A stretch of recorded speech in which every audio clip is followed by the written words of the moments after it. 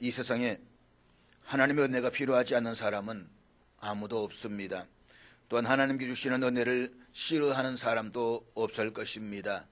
하나님의 은혜는 절망의 순간에도 기도의 자리로 나아가게 합니다. 하나님의 은혜는 고통과 슬픔 가운데서도 찬송을 부를 수 있게 합니다. 힘든 세상에서도 하나님 향한 믿음이 흔들리지 않는 것은 전적인 하나님의 은혜가 있기 때문입니다. 따라서 하나님의 은혜는 이 땅을 살아가는데 최고의 무기입니다. 그럼에도 불구하고 하나님의 은혜를 놓쳐버리거나 신인물이 흘러가듯이 그대로 흘러보내는 사람들은 부지기수에 이릅니다. 그런데 은혜의 목마른 세상에서 순간순간마다 하나님의 은혜를 갈망하며 살아가는 사람들이 있습니다. 그들은 바로 하나님을 아버지라 부르는 믿음의 성도들입니다. 하나님께서는 택함을 받은 믿음의 성도들이 당신의 은혜를 누릴 수 있도록 여러 가지 은혜의 방편들을 주셨습니다. 즉 우리는 힘든 세상에서 기도와 찬양과 말씀 그리고 전도 등을 통해서 하나님의 은혜를 누릴 수가 있습니다. 그 가운데 특별히 교회는 하나님의 은혜를 공급받는 장소입니다. 그래서 어거스틴과 칼빈 등을 비롯한 많은 믿음의 사람들은 교회를 가리켜서 어머니와 같다고 했습니다. 어린 생명이 어머니의 젖을 먹고 힘을 얻어서 성장하는 것처럼 성도들이 교회를 통해서 하나님의 은혜를 공급받고 힘을 얻어서 힘든 세상을 이기며 살아갑니다. 그래서 성도들에게 교회는 참으로 중요합니다. 그런데 믿음의 성도들은 하나님의 은혜를 자기 혼자서만 누리려고 해서는 안 됩니다. 성도들은 하나님의 은혜에 목말라 하는 세상에 하나님의 은혜를 나누어주는 사명을 부여받은 사람들입니다. 이것은 우리를 핍박하고 반대하는 사람들에게조차 하나님의 은혜를 나누어 주어야 한다는 것을 의미합니다. 그런데 문제는 우리 스스로가 하나님의 은혜가 없는 삭막한 삶을 살아가고 있다는 것입니다. 심지어 어떤 그리스도인들을 보면 하나님의 은혜가 전혀 공급되지 않는 것처럼 보이기도 합니다. 하나님의 은혜가 아니면 한순간도 서 있을 수 없는 존재들임에도 불구하고 말입니다. 사랑하는 여러분, 하나님께서 천지 만물을 창조하신 이로 인류를 향한 당신의 은혜가 멈춘 적이 없습니다. 우리를 향한 하나님의 은혜는 어제나 오늘이나 영원토록 한결같습니다. 하늘의 따뜻한 햇살이 모든 사람들의 골고루 비치듯이 우리를 향한 하나님의 은혜도 그렇습니다. 그렇지만 완악한 사람들은 하나님의 은혜를 거부하거나 외면합니다. 어떤 사람들은 바쁜 세상의 지혜를 살아가면서 하나님의 은혜를 그냥 흘러보내버리기도 합니다. 그런가 하면 어떤 사람들은 자신의 삶에 갑자기 찾아온 고난과 고통에 집중함으로써 하나님의 은혜를 누리지 못할 때도 있습니다. 인생에서 고난과 고통이 없는 사람은 없습니다. 살아가면서 크고 작은 고난과 고통은 누구에게나 찾아옵니다. 그런데 사람들은 자신의 삶에 고난이 찾아왔을 때에 이런 질문을 던집니다. 대체 나에게 왜 이런 일들이 일어나는가? 어떤 사람들은 하나님께 항의를 하기도 합니다. 하나님, 내가 고난을 당할 때에 당신은 어디에 계십니까? 왜 나를 돌아보지 아니하십니까? 그런데 성경은 이런 질문에 대해 만족할 만한 대답을 회피하고 있습니다. 사실 성경에는 인생에서 겪게 될 많은 고난의 문제들을 다루고 있습니다. 그렇지만 성경은 고난의 원인이 아니라 고난에 대해 어떻게 반응해야 하는가에 강조점을 두고 있습니다. 즉 성경은 무엇 때문에 왜 고난이 왔는지에 중점을 두지 않고 그 고난을 어떻게 반응해야 하는가에 강조점을 두고 있습니다. 그런데 많은 사람들은 자신이 당하는 고난의 원인이 무엇인가를 알려고 합니다. 물론 고난의 원인을 찾는 일은 어쩌면 미래의 재앙을 예방하는 데에 도움은 될 것입니다. 그렇지만 지금 고난을 겪고 있는 사람에게는 무의미할 것입니다. 그리고 우리는 살아가면서 이해할 수 없는 고난들이 훨씬 더 많이 있습니다. 그러므로 중요한 것은 그 고난이 나에게 왜 일어났는가 라고 하는 것이 아니라 고난을 당했을 때 어떻게 반응해야 하는가 라고 하는 것입니다. 무엇보다 우리의 삶에서 고난의 문제가 하나님께 대한 신앙생활의 중심을 차지하게 해서는 안 됩니다. 그렇지만 솔직히 많은 그리스도인들은 고난의 문제를 삶의 중심에 두고 있습니다. 그래서 지금 당하는 고난을 놓고 원인을 분석하면서 그 문제 늪에서 헤어나오지를 못하는 것입니다. 그리고 자신이 당하는 고난의 원인을 이해할 수 없거나 도저히 받아들일 수가 없을 사람들은 하나님을 원망하거나 하나님을 아예 떠나가기도 하는 것입니다. 사랑하는 여러분, 고난을 당할 때에 그 원인을 묻고 실험하는 것은 인간에게는 원초적이고 보편적인 반응일 것입니다. 그러나 고난이 인생을 좌우할 만큼 강력하다라고 할지라도 고난이 삶의 전부는 아닙니다. 고난이란 잣대 없이 인생을 볼 수는 없지만 고난이 인생의 유일한 척도가 될 수는 없습니다. 왜냐하면 인생에는 고난이 넘쳐나지만 고난만 있는 것이 아니기 때문입니다. 인생에는 희, 노, 애, 락이 함께 있기 때문에 살아볼 만하고 그래서 인생은 아름다운 것입니다. 이것은 마치 날씨에 비유할 수가 있습니다. 우리가 장마와 가뭄을 빼놓고 날씨를 이야기할 수는 없습니다. 그렇지만 날씨에는 장마와 가뭄만 있는 것이 아닙니다. 태양이 이글거리는 무더운 날씨도 있고 구름 한 점 없는 화창한 날씨도 있습니다. 이 모든 것들이 한데 어우러져서 아름다운 자연을 만들어가는 것입니다. 우리의 인생이 그와 같습니다. 그러므로 고난은 하나님께 대한 신앙생활에서 중심이 아니라 주변부일 뿐이라는 것을 잊지 말아야만 합니다. 우리는 이 사실을 욥기를 통해서 깨달을 수가 있습니다. 욥기는 까닭없이 당하는 의인의 고난이라는 점에서 흔히 고난의 의미에 대한 책으로 받아들여집니다. 욥의 고난을 둘러싸고 처음에는 그의 친구들과 나중에 하나님께서 가세를 해서 논쟁을 벌인다는 점에서 그 주제는 의인의 고난입니다. 그런데 욥기 1장은 사탄의 입을 통해서 이렇게 말합니다. 욥이 아무것도 바라는 것 없이 하나님을 경외하겠습니까? 아무런 조건 없이 어떠한 대가도 기대하지 않은 채 단지 하나님이 하나님이시라는 이유만으로 신앙생활을 할 수 있는지를 욥기는 논쟁하고 있습니다. 즉 우리를 까닭없이 사랑하시는 하나님처럼 우리도 까닭없이 하나님을 경외할 수 있는지를 측정하는 가장 중요한 시험지가 고난이라는 것입니다. 욥의 아내가 고난 가운데 있는 욥에게 말했던 말처럼 하나님을 대면하여 욕할 것인가 아니면 믿음의 신실함을 끝까지 굳게 지킬 것인가, 고난받을 때에도 하나님의 신실하심을 믿겠는가, 설사 그 하나님이 나에게 고난을 허락하시더라도 전적으로 끝까지 그분을 신뢰할 수 있는가. 그러므로 욥기의 주제는 의인의 고난이 아니라 믿음입니다. 욥은 하나님에 대한 믿음 때문에 알 수 없는 고난을 받았습니다. 그렇지만 그는 그 믿음 때문에 고난을 이겨냈습니다. 그는 자신이 당하는 고난의 원인을 이해할 수가 없었지만 하나님께 대한 절대 믿음으로 온전한 복을 누릴 수가 있었습니다. 잊지 마십시오. 믿음이 없어도 고난은 있습니다. 그러나 믿음이 아니라면 결코 그 고난을 극복할 수가 없습니다. 믿음이 없어도 실패와 질병이 있습니다. 그러나 믿음이 없다면 결코 인생에서 만나게 되는 실패와 질병을 이겨낼 수가 없습니다.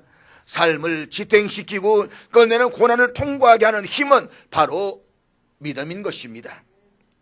따라서 고난이 인생과 신앙의 주변에 해당한다면 믿음은 중심을 차지합니다. 성경은 지금 당하고 있는 그 고난이 아니라 그 고난 너머를 가리키고 고난의 맥락을 짚어줍니다. 여기서 너머와 맥락이 믿음입니다. 하나님과 인간의 관계는 결국 믿음에 의해서 정리됩니다. 잊지 마십시오. 하나님께 대한 우리의 신앙생활의 중심은 고난이 아니라 믿음입니다. 고난의 이야기는 믿음을 요구하고 믿음을 전제합니다. 그리고 온전한 믿음에 도달하게 합니다. 그래서 믿음이 없이는 결코 하나님을 기쁘시게 할 수 없다라고 말씀하고 있습니다. 믿음이 없이는 고난을 이해할 수도 없고 이겨낼 수도 없습니다. 이 사실을 하박국서가 우리에게 말해주고 있는 것입니다. 하박국 선지자는 더 이상 돌이킬 수 없을 만큼 타락한 유다 사회에서의 통치자의 학정과 그것을 편드는 관료들과 많은 제사장들의 악행에 대한 탄식을 가지고 하나님께 나아갑니다. 당시 유다 사회는 국가로서의 스스로에 의한 자정 능력이나 회복 능력을 완전히 상실했습니다. 그럼에도 불구하고 침묵하시는 것 같은 하나님을 도저히 이해할 수가 없었습니다. 그래서 그는 하나님께 절규하듯이 묻습니다. 하나님, 얼마나 더 외쳐야 저를 도와주시겠습니까? 얼마나 소리를 더 질러야 저희를 구하러 오시겠습니까? 그런데 하박국 선지자의 물음에 하나님의 응답은 선지자를 하여금 오히려 더 혼란과 딜레마에 빠지게 했습니다. 그것은 유다보다 훨씬 악한 바벨론이라는 대적을 일으켜서 유다를 멸하시겠다는 것입니다. 그는 도저히 이해할 수 없는 하나님의 응답에 대해서 단단히 화가 났습니다. 하박국 선지자는 바벨론 사람들이 어떤 사람들인가를 너무나도 잘 알고 있었습니다. 그들은 악한 자요, 패역한 자요, 괴욕을 한 자들이요, 악인들입니다. 그와 같은 바벨론 사람들에 비하면 유다 악인은 오히려 의인이라고 해야만 할 것입니다. 이것은 하나님께서도 더 잘 알고 계실 것입니다. 그럼에도 바벨론 통한 유다의 심판에 대한 하나님의 대답에 대해서 하박국은 논리적으로 도저히 이해할 수가 없었습니다. 아무리 유다의 죄인들이 하나님께 불순종하고 살았어도 그들이 이방신들을 섬기는 바벨론 사람들보다는 도덕적으로나 신앙적으로 더 낫다라고 생각했기 때문입니다. 악과 폐역과 괴유를 일삼는 악인들이 아무런 제재도 없이 그대로 방치되어 있는 현실도 감당하기가 어려운데 한 발 더 나아가 그 악한 자가 덜 악한 자를 심판하게 하신다니. 그래서 불만을 가득 찬 그는 마치 소나기를 퍼붓듯이 더 확고하게 하나님께 질문을 쏟아붓습니다. 아니, 하나님, 그게 무슨 말씀이십니까? 어제 유다 백성보다 더 악한 바벨론 사람들을 통해서 유다 백성들을 심판하신다고 하십니까? 도저히 이해가 되지 않습니다. 아무래도 다른 해답을 주셔야 하지 않겠습니까? 하나님께 항변하던 하박국 선지자는 질문을 멈추고 다음의 태도를 결정합니다. 내가 내 파수하는 곳에 서며 성루에 서리라. 그리고 그는 이렇게 말합니다. 그가 나의 질문에 대하여 어떻게 대답하실는지 보리라. 하박국 선지자는 자기만의 파수대, 자기만의 성리에 올라가 하나님께 자신의 기도에 어떻게 응답해 주시는지를 기다렸습니다.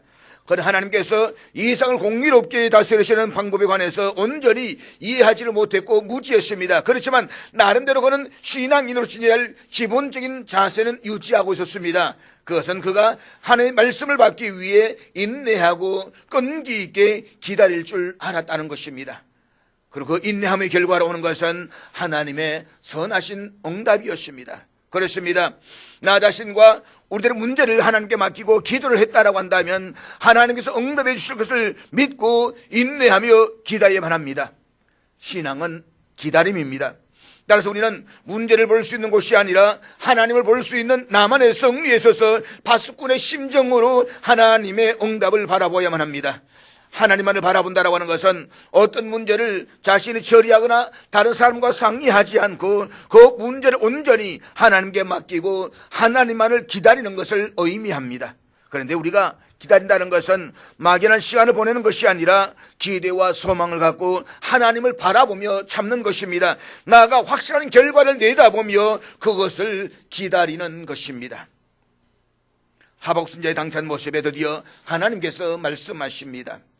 우리는 하나님께서 말씀하셨다는 사실에 주목하셔야만 합니다. 왜냐하면 하나님은 죽은 자의 하나님이 아니라 살아계시는 하나님이시기 때문입니다. 사실 많은 사람들이 우상들 앞에서 제단을 쌓고 빌지만 우상은 말을 하지 못합니다. 왜냐하면 우상은 처음부터 생명이 없는 피조물을 통해서 조작되고 만들어진 죽은 신이기 때문입니다.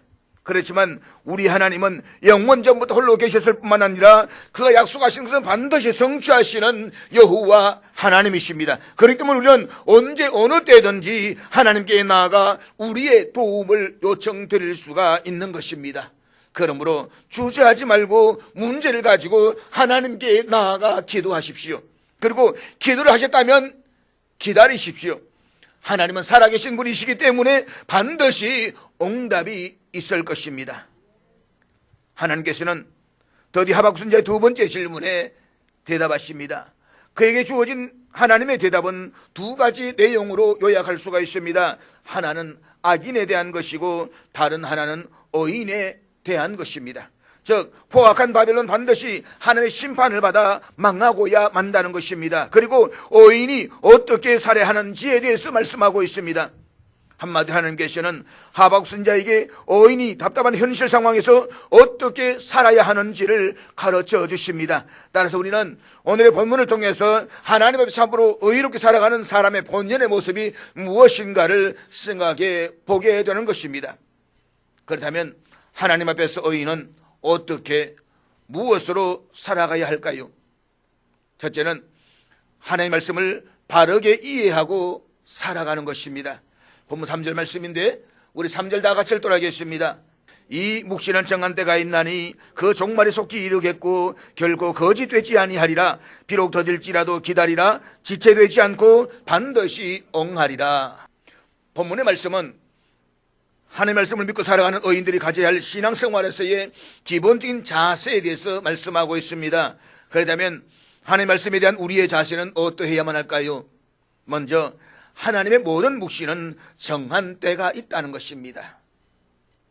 오늘 본문에서 하나님께서 하박국 선지자에게 이렇게 말씀하십니다. 이 묵시는 정한 때가 있다. 온 우주를 창조하시고 다스리신 하나님께서는 모든 일을 아무 계획조차 없이 적극적으로 행하시는 분이 절대 아니십니다. 하나님 철저하게 계획적으로 행하시는 분이십니다. 우리는 언제 어느 때에 무슨 일이 일어날지 모르지만 하나님의 태초에 우주 가운데서 이루어질 모든 일들을 다 작정하셨고 그 작정에 따라서 이 세상이 운행되고 있는 것입니다. 그렇습니다. 하나님께서 일하시면 반드시 정해진 때가 있습니다. 마찬가지로 하나님의 모든 말씀에도 이루어지는 때가 있습니다. 그런데 사람들은 조급증에 걸린 사람처럼 하나님의 말씀이 오래도록 성취되지 않으면 하나님의 말씀이 거짓처럼 보이고 지체되는 것처럼 보여서 하나님의 말씀을 가볍게 여기거나 믿음의 길에서 떠나기도 합니다. 어쩌면 하박국을 통해서 하나님의 묵심을 들었던 유다 백성들도 바벨론 위협 가운데 그와 같은 생각을 하고 말했을는지도 모르겠습니다. 그렇지만 하나님께서는 바벨론에 대한 심판의 예언이 성취는 때가 반드시 있다라고 말씀을 하십니다. 그리고 바벨론에 대한 심판의 예언은 하박국 시대로부터 약 70년가량이 경과한 후에 정확하게 이루어졌습니다. 많은 사람들은 자신이 원하는 방식과 자신이 원하는 때에 하나님께서 응답해 주시도록 기도합니다. 그래서 하나님을 우리의 방식에 따라서 우리가 원하는 때에 활동하시도록 강요할 때가 많이 있습니다. 그렇지만 하나님께서 이렇게 말씀하십니다. 이 묵시는 정한 때가 있다. 그러므로 조금은 응답이 지체되고 이유 모를 고난을 당한다라고 해도 우리는 하나님의 정하신 때를 기다려야만 합니다. 우리 하여금 기다려 가시는 것에도 하나님의 뜻하신 목적이 있을 것입니다. 따라서 당장 응답이 없어서 답답하더라도 하박국 선지자처럼 높은 파수대 위로 올라가십시오. 우리의 관점을 높일 수 있는 높은 성으로 올라가십시오. 그리고 기다려 보십시오. 고난 앞에서 우리가 할 수 있는 것은 나만의 성 위에 서서 하나님의 정하신 때를 기다리는 것입니다. 하나님의 말씀에 대한 두 번째 자세는 비록 더딜지라도 기다리라는 것입니다. 본문의 말씀은 하나님께서 유다 백성들보다 죄가 더 많은 바벨론을 통해서 유다 백성들을 심판하시는 소식을 들었던 하박국 선지자가 하나님의 공의로우심에 관해서 의혹을 가지고 하나님께 다시 한번 새로운 대답을 달라고 간청했을 때에 하나님께서 주신 응답의 첫 부분입니다.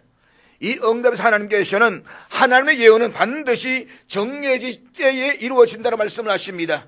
그리고 이어서 말씀하시기를 비록 더딜지라도 기다리라는 것입니다. 비록 더딜지라도 기다리라. 여기서 더디다는 것은 어떤 움직임이나 일에 걸리는 시간이 오래다라는 의미이고, 지체하다라는 단어는 때를 늦추거나 질질 끈다라는 의미를 가지고 있습니다. 영어 성경 번역본에서는 이 부분을 이렇게 번역하고 있습니다. 그것이 늦어지는 것 같지만 그것이 연기되는 것은 아니다. 그러니까 인간의 판단으로 보았을 때는 더딘 것처럼 보이고 연기되는 것처럼 보이지만 하나님께서는 정리하신 그 때에 정확하게 이루어지신다라고 하는 것입니다. 사실 이 점이 성경 언급된 많은 신앙의 위인들과 믿음의 성도들 삶에서 가장 힘든 것이었습니다. 아브라함을 보십시오. 아브라함은 정착할 땅과 많은 후손의 축복을 약속받았습니다. 그렇지만 아브라함에게 하나님이 약속하신 성취하는 때를 기다리는 것은 결코 쉽지가 않았습니다. 아브라함이 하나님부터 땅과 후손의 약속을 받았을 때가 75세였습니다. 그런데 그가 가나안 땅에 와서 아내 사라가 죽을 때까지 약 62년 동안 그에게는 한 평의 땅도 갖지를 못했습니다. 이것은 비단 아브라함만 그랬던 것은 아닙니다.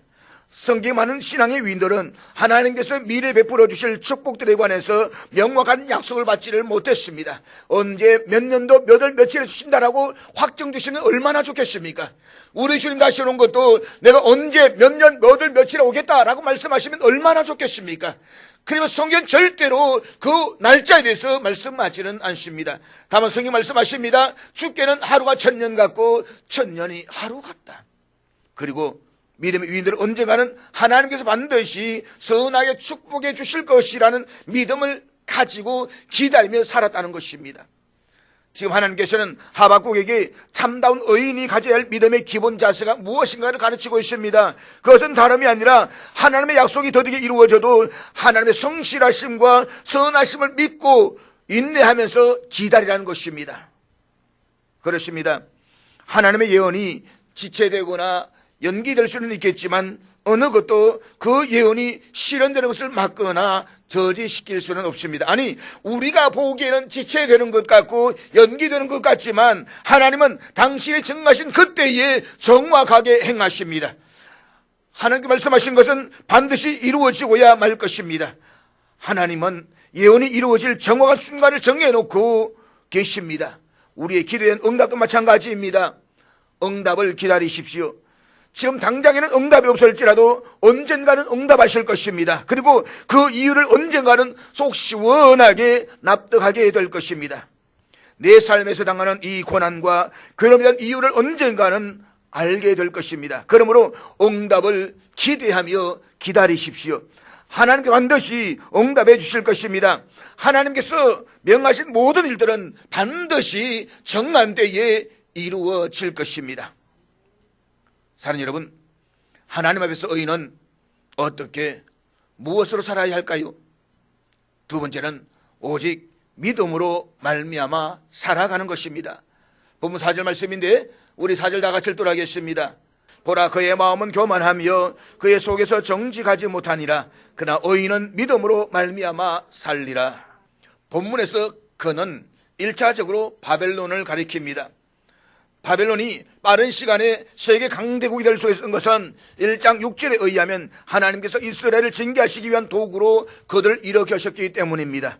그렇지만 바벨론은 본문에서 지적하는 바와 같이 하나님 앞에서 크게 두 가지 악을 범했습니다. 하나는 그들이 교만했다는 것입니다. 바벨론은 하나님 주신 능력을 남용해서 이웃 나라를 지나치게 괴롭혔고 잔인하게 학대를 했습니다. 그 하나님 향해서도 그 마음을 낮추지를 않았습니다. 다음으로 그들은 정직하지 못했습니다.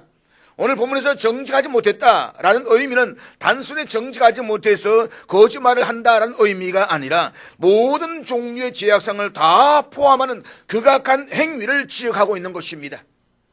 결국 본문에서 볼 수 있듯이 하나님 앞에서 인생을 살아가는 방식에는 크게 두 부류의 사람들이 있습니다.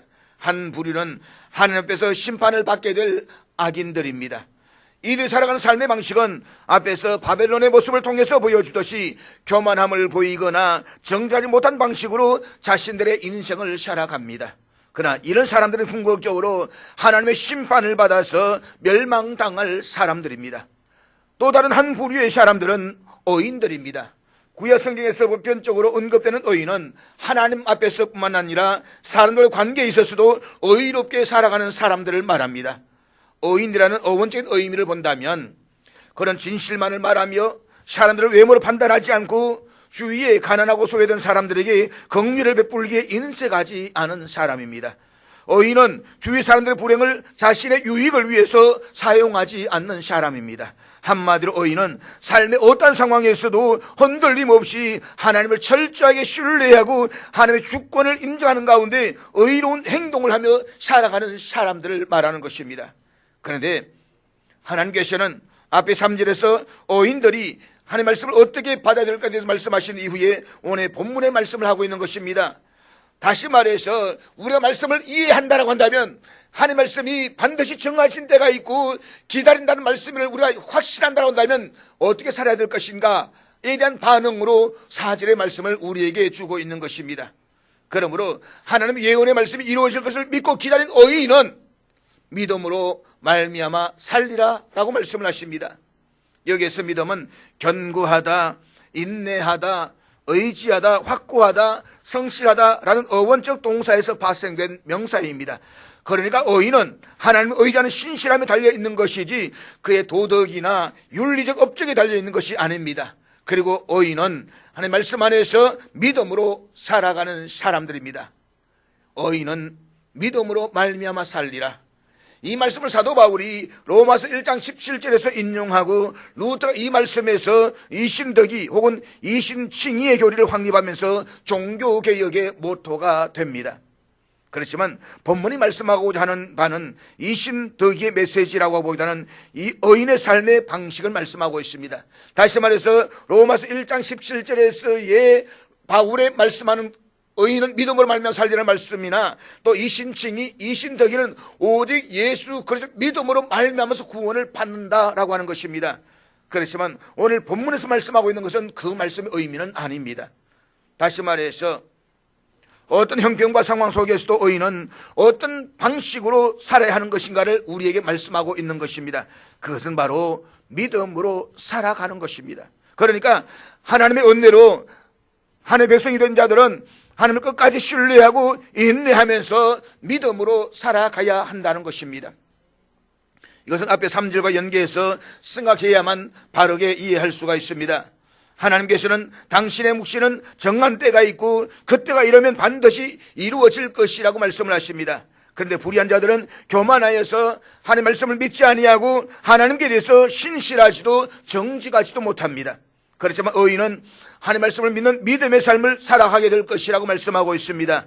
그렇습니다. 의인은 오직 믿음으로 하나님의 말씀에 자신의 모든 것을 걸고 그 말씀에 전적으로 순종하는 삶을 살아가는 사람들인 것입니다. 사랑하는 여러분, 의인은 그 행위가 의롭거나 완전한 자를 가리켜서 하는 말이 결코 아닙니다. 우리 행위만으로 놓고 보았을 때에 성경은 결코 의인은 없나니 하나도 없다라고 했습니다. 따라서 성경에서 의인은 하나님과 그의 말씀을 믿는 자를 말하고 있는 것입니다. 그리고 그 말씀을 믿는 믿음의 근거에서 삶을 살아가는 자가 진정한 의인인 것입니다. 아브라함이 하나님께 의롭다움을 받은 것도 그의 행위가 의로워서가 아니라 그가 하나님의 말씀을 믿었기 때문이고 그 믿음의 근거에서 순종의 삶을 살았기 때문인 것입니다. 결국 이 세상 모든 사람들이 살아가는 삶의 방식에는 두 가지만 있습니다. 하나는 이성의 방식이고 다른 하나는 믿음의 방식입니다.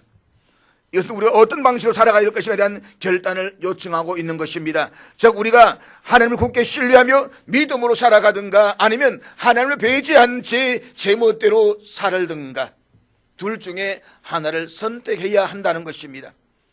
사실 우리는 하나님과 전혀 상관없이 자신의 삶을 살아갈 수도 있고 하나님에 대한 믿음에 따라서 살아갈 수도 있습니다. 그러나 모든 것은 우리의 믿음대로 될 것입니다. 즉 우리의 믿음이 우리의 행동을 결정한다는 말입니다. 그리고 성경진 바른 길은 믿음으로 사는 것입니다. 그렇습니다. 의인은 믿음으로 말미암아 살 것입니다. 달리 말하면 의인이란 믿음을 가지고 사는 사람들입니다. 그러므로 믿음으로 여러분의 행동을 결정하고 믿음으로 하나님을 기쁘시게 하여서 영원한 구원에 이르는 의인들이 될 수 있기를 주의 이름으로 축복합니다. 하나님께 창조하신 세상에 악이 성행하는 것은 이 세상이 하나님에 대한 계시가 성취되어가는 약속과 성취 사이에 놓여 있기 때문입니다. 성경에 기록된 하나님에 대한 계시와 선포는 세상의 마지막 종말에는 최종적으로 성취되고 완성될 것입니다. 그렇지만 아직 성취된 것은 아닙니다. 지금 우리는 약속과 성취 사이에 서 있습니다. 우리가 그 사이에 서 있는 한 이 땅에는 불의와 부조리가 멈추지 않고 더욱더 기승을 부릴 것입니다. 말세가 가까울수록 우리 주님이 오실 그날이 가까울수록 악은 더 기승을 부릴 것입니다. 그러나 믿음을 소유한 하나님의 백성들은 이러한 일들이 일어날 때마다 좌절하거나 절망할 필요가 없습니다. 악은 못지않아 이 세상의 힘을 하나님의 동리의 통치하심이 이루어질 때에 영원히 무지경 속에 던져짐을 당하게 될 것입니다. 우리가 이 사실을 온전히 믿게 될 때 우리는 이렇게 고백할 수가 있는 것입니다. 의인은 믿음으로 말미암아 살리라. 사랑 여러분, 기독교는 고난과 고통을 줄여주는 종교가 아닙니다. 기독교는 우리가 이해할 수 없는 고난을 믿음으로 받아들이고 믿음으로 맞서고 믿음으로 헤쳐나가 결국에는 그것을 이겨낼 수 있도록 힘을 주는 종교입니다. 그럼 우리는 하나님의 말씀을 믿고 살아야만 합니다. 우리의 믿음의 근거는 하나님의 말씀입니다. 즉 믿음이란 하나님의 말씀에 순종하는 것입니다. 그리고 믿는 것입니다. 히브리서 11장에 나오는 믿음의 위인들은 모두가 하나님의 하신 말씀을 믿었던 사람들입니다. 그들에게는 그 말씀을 믿는 다른 이유가 필요 없었습니다. 단지 하나님께서 그렇게 말씀하셨기 때문입니다. 그런데 믿음으로 산다는 것은 그 이상의 의미를 지니고 있습니다. 믿음으로 산다는 것은 우리가 전적으로 하나님께 대한 신앙을 따르는 것을 의미합니다. 히브리서 나오는 믿음의 위인들이 가지고 있는 비밀은 보이지 않는 분을 바라보면서 사는 것에 있었습니다. 그들은 하나님의 말씀의 모든 것을 걸었던 사람들입니다. 그들은 하나님의 말씀을 위해서 고난을 받을 준비가 되어 있었고 필요하다면 모든 것을 버릴 각오도 되어 있었습니다. 초대교회 성도들도 그랬습니다. 이 땅에 복음이 들어설 때 우리 믿음의 선배들도 그러했습니다. 그들은 참으로 무서운 공경에 처해 있었습니다. 그들은 투기장으로 보내줘서 사자의 밥이 되기도 했고 광야로 쫓겨나기도 했습니다. 그들이 그렇게 고난을 받아냈던 이유는 믿음 때문이었습니다. 그들은 믿음을 버리기로 마음만 먹으면 얼마든지 세상에서 부귀 영화를 누릴 수가 있었습니다. 그렇지만 그들은 믿음으로 살기 위해서 세상에서 잠시 죄의 기쁨을 누리는 것을 버렸던 사람들입니다. 사랑하는 여러분, 우리 세상에서 수많은 선택을 강요받으며 살아갑니다. 그 다음에 여러분이 세상에 선택하는 원칙은 무엇입니까? 여러분의 신중한 계획이 원칙입니까? 세속적인 지혜와 인간의 이성의 바탕을 둔 빈틈없고 균형 잡힌 감각이 원칙입니까? 힘들고 혼란한 세상에서 의인은 과연 무엇으로 살아가야 할까요? 오늘 저와 여러분 삶의 기준의 원칙은 무엇이어야 할까요? 오늘 보면 하나님께서 이렇게 말씀하십니다. 의인은 그의 믿음으로 말미암아 살리라. 이처럼 우리가 할 수 있는 것은 큰 그림을 가지신 하나님을 신뢰하면서 우리의 작은 그림을 살펴보고 온갖 불신의 정죄에도 불구하고 믿음을 굳게 붙잡고 살아가는 것입니다. 말씀대로 순종하다가 고난과 희생이 있다라고 해도 뼈를 깎는 아픔과 목숨을 담보해야 할 만큼 극심한 위험이 따르더라도 그 모든 것을 기꺼이 감수하며 하나님의 말씀에 따라 믿음을 살기로 결단할 수가 있어야만 합니다. 왜냐하면 궁극적으로 우리의 믿음이 이기기 때문인 것입니다. 이 시대 많은 사람들이 바벨론처럼 마음이 교만해서 정직하지 못할 것입니다. 이런 현상은 시간이 갈수록 말세가 가까워질수록 우리 주님이 오실 날이 가까워질수록 더욱더 확연하게 드러날 것입니다. 그러나 그럼에도 불구하고 의인은 믿음으로 말미암아 살아야만 합니다. 하나님께서 말씀하십니다. 다른 사람들이 정직하지 못하다고 세상이 불의하다고 해서 불평하지 말고 너나 믿음으로 살아라. 때때로 세상을 불평하면서 어떤 사람을 정죄할 때가 있습니다. 그럴 때 간혹 이런 말을 합니다. 너나 똑바로 하세요. 하박국은 세상이 참 어수선했습니다. 불공평했습니다. 거기에다가 바벨론을 가지고 심판한다니 더 불공평해 보였습니다. 그래서 하나님 말씀하십니다. 세상이 어떻게 되든 나는 내 방식으로 이끌어간다. 너는 믿음으로 살아라. 그렇습니다. 우리를 둘러싸고 있는 환경이 답답하고 역사가 궁지에 빠져도 우리가 하나님의 자녀라면, 우리가 의인이라면 믿음으로 살아야만 합니다. 그러므로 세상이 흔들리고 사람들이 악하게 변할지라도 우리는 끝까지 신실하신 하나님의 약속의 말씀을 붙잡고 믿음으로 살아갈 수 있기를 주의 이름으로 축복합니다.